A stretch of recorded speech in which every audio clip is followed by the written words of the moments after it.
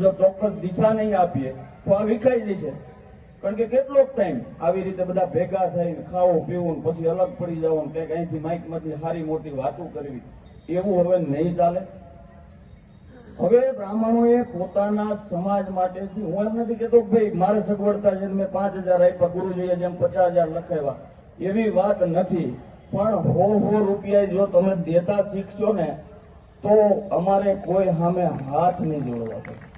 અને જયારે અમારા હાથ નહીં જોડવા પડે ને એટલે તમે મગજમાં રાખજો તમારે જે જોઈએ છે એ મળશે. અત્યારે હાલત કેવી છે મારે કહેવું ન જોઈએ, બહુ દુર્ભાગ્ય સાથે હું કહું, અમુક લોકો જે ફંડ આપતા હોય ને એને રોકે, ભાઈ તમારે ફંડ નહીં આપવાનું, કારણ કે ફંડ આપો તો મોટો કાર્યક્રમ કરે, માણસો વધારે ભેગું કરે.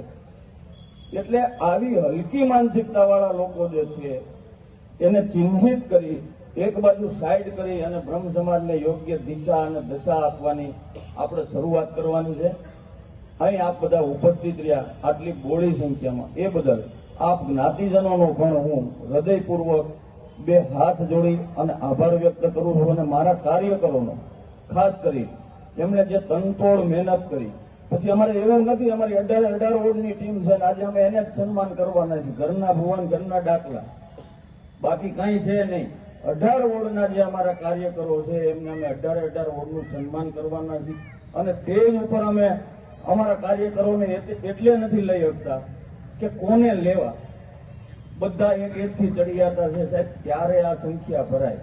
બાકી અત્યારે કોઈ મોટા મોટા પ્રોગ્રામ કરો ને મોટા મોટા નામ વાળા પ્રોગ્રામ કરે ને તો 1000 થી વધારે ક્યાંય માણા હોતું નથી. આ તમને બધાને ખબર. એટલે વધારે ટાઈમ ન લઈ અને જે અત્યારે આપણી વચ્ચે ઉપસ્થિત છે એ લોકોને પણ આપણે થોડાક સાંભળીએ. આપ બધા ઉપસ્થિત રહ્યા એ બદલ બધાનો હૃદયપૂર્વક હું આભાર વ્યક્ત કરું છું. હર મહાદેવ. જય જય જય પરશુરામ.